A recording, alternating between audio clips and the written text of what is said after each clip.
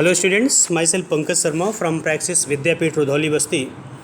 Students, this is the class 8th English course book Honeydew, and you are studying the third lesson, geography lesson. It is a poem, and in this poem the poet talking about a geographical way. There are some geographic instance you have find in this lesson. In this story, he want to say कि can you imagine what your city will look like if you saw it from 10,000 feet above the ground. वो कह रहा है कि क्या आप कभी कल्पना कर सकते हो कि आपका शहर कैसा दिखाई देगा यदि आपने इसे ज़मीन से 10,000 फीट के ऊपर से देखा हो. और वो फिर answer neatly planned and perfect in proportion like a geometrical design. It will strike you as something very different from what it actually is while you are in the thick of it. जब इसके आप 10,000 feet की ऊंचाई से देखते हो तो ये कैसे दिखाई पड़ता है, रेखा गणितीय ढांचे की भांति एकदम अनुपात में अच्छे ढंग से योजनाबद्ध और पूर्ण आकर्षित. ये आपको बहुत ही आकर्षित करता है. It will strike you as something very different, एकदम अलग तरीके से आपको स्ट्राइक करता है.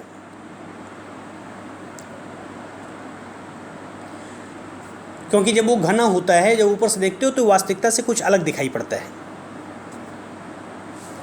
And here is the poets description of just such A view of the city. इसी प्रकार का डिस्क्रिप्शन इस पोएम में पोएट दे रहा है किसी शहर का. And some question that come to his mind, और कुछ क्वेश्चन वो पूछ रहा है जो उसके माइंड में आ रहा है. मैं यहाँ से पेंसिल ले लिया हूँ. अब हम इसको पढ़ते हैं. When the jet sprang into the sky. Jet माने aeroplane. When the jet sprang into the sky, जब जेट प्लेन हवा में स्प्रैंग करता, आसमान में उड़ता है, उछलता है. It was clear why the city had developed the way it had. तो मेरे मन में एक क्वेश्चन उठता है कि इस तरीके से इस सिटी को क्यों डेवलप किया गया, क्यों ऐसा है, क्या कारण है कि सिटी को इस तरीके से डेवलप किया गया.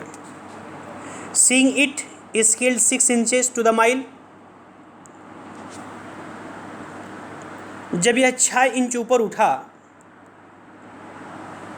और फिर 1 मील ऊपर उठा, 6 इंच पहले उठा वो विमान, फिर 1 इंच ऊपर उठा, तो शहर का जो फेस था, जो फिगर था, वो विमान से उसे जो दिख रहा था. तो ढेर सारे क्वेश्चन उठ रहे थे कि कैसे कैसे ये शहर डिज़ाइन किया गया है. There seemed an inevitably about what on ground had looked haphazard. तो उसके दिमाग में एक क्वेश्चन आया कि निश्चित रूप से ये हैपाजार्ड, योजनाहीन तरीके से इसे बनाया गया है. जब यहाँ क्या कह रहा है, जब कम ऊंचाई पे शहर को देखा तो लगा कि जैसे कोई योजना ही नहीं है, हैपाजार्ड, बनावटहीन, कोई बनावटी नहीं. जब विमान आकाश में उड़ता है उस समय बेतरतीब दिखाई पड़ता है शहर, तो उसे हैपाजार्ड दिखाई पड़ता है. हैपाजार्ड मीन्स योजनाहीन. अनप्लान्ड एंड विदाउट स्टाइल, बिना किसी स्टाइल के. When the jet sprang into the sky. Poet एक जेट विमान में बैठ करके उड़ने ही वाला है या उड़ चुका है. At that time a question strucks in mind कि why the city is planned in such a manner.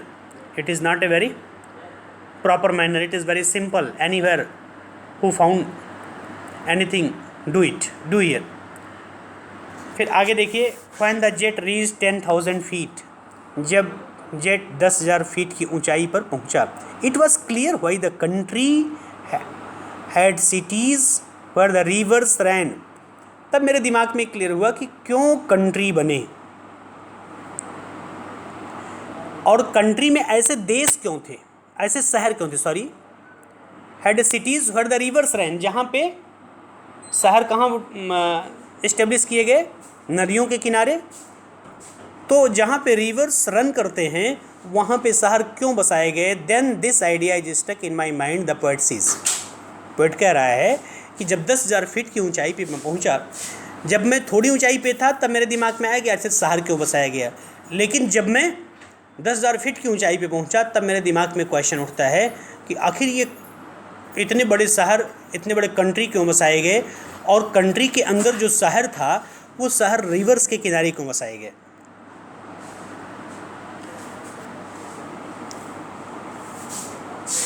Had cities where the rivers ran and why the valleys were populated, और जो घाटियाँ हैं अर्थात समतल मैदान है वो पॉपुलेटेड क्यों है, वहाँ पे बहुत ज़्यादा सघन जनसंख्या क्यों है। ऐसे क्वेश्चन उसके माइंड में उठ रहे हैं। The land and water attracted man, पानी और ज़मीन मनुष्य को इतिहास के प्रारंभिक काल से ही अट्रैक्ट करती रही है, आकर्षित करती रही है। Was clearly delineated, भूगोल का एक तर्क है कि जमीन और पानी ने मनुष्य को हमेशा आकर्षित किया है। क्लियरली डेलिनेटेड मीन्स होता है प्रत्यक्ष रूप से कोई चीज़ प्रदर्शित करना।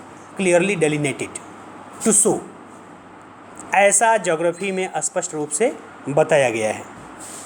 यहाँ देखिए एक वर्ड आया delineated. When the jet reach 10,000 feet, जब 10,000 फीट की ऊंचाई पे मेरी जेट पहुँचती है, मेरा जेट पहुँचा, तो मेरे माइंड में ये क्वेश्चन आते हैं। When the jet rose 6 miles high, और जब जेट 6 मील ऊंचा उठा तो स्पष्ट था कि धरती गोल थी। It was clear the earth was round, तब मुझे स्पष्ट दिखाई पड़ा कि धरती तो गोल है। नीचे जो हमें धरती चपटी दिखाई पड़ती है, जब मैं 6 मील की ऊंचाई पे गया तो मुझे पता लगा कि धरती क्या है, राउंड है, गोल है।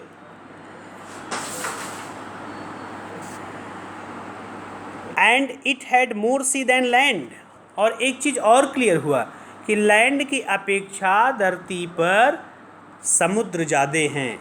It was more sea than land, and it was more sea than land. But it was difficult to understand that the men on the earth found. लेकिन यह समझना बहुत कठिन था कि मनुष्य ने धरती पर एक दूसरे से नफरत करने के लिए, जो धरती पर हम एक दूसरे से नफरत क्यों करते हैं, causes to hate each other, sorry बदलते हैं इसको, but it was difficult to understand, लेकिन ये समझना बड़ा डिफ़िकल्ट था। That the man on the earth found causes to hate each other, एक दूसरे को क्या कारण है कि एक दूसरे से हेट करते हैं, घृणा करते हैं। To build walls across cities and to kill farms and heights, और धरती पर एक दूसरे से नफरत करने के, शहर के बीच दीवार खींचने के लिए, और इस ऊंचाई से मरने के कारण ढूंढ लिए। From that height it was not clear हुई, लेकिन ये क्लियर नहीं हो रहा है।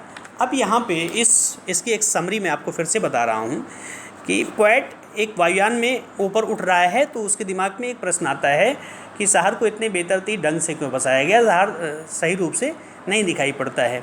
फिर जैसे जैसे ऊपर उठता है, 10,000 फीट की ऊंचाई पे जाता है, तो उसे पता लगता है कि अरे शहर तो किसी देश के अंदर जो शहर होते हैं ऐसी जगह बसाए गए जहाँ पे वाटर है, जहाँ पे नदियाँ बह रही हैं। फिर वो 6 मील की ऊंचाई पे जाता है तो पाता है कि पूरी धरती पे लैंड कम है और समुद्र ज़्यादा है। और ये सारी चीज़ें ज्योग्राफी ऐसा बताता है कि शुरू से पानी और ज़मीन मनुष्य को आकर्षित कर रही है।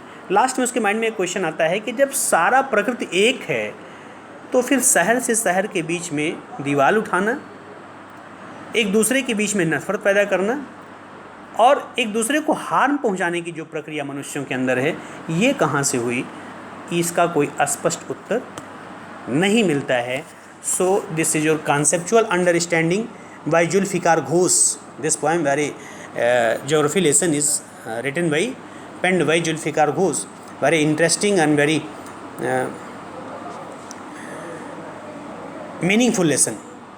तो इसको आप पढ़िएगा और जो भी दिक्कत अगर आपको कहीं होगी तो आप अपने ग्रुप में इसे शेयर कीजिएगा।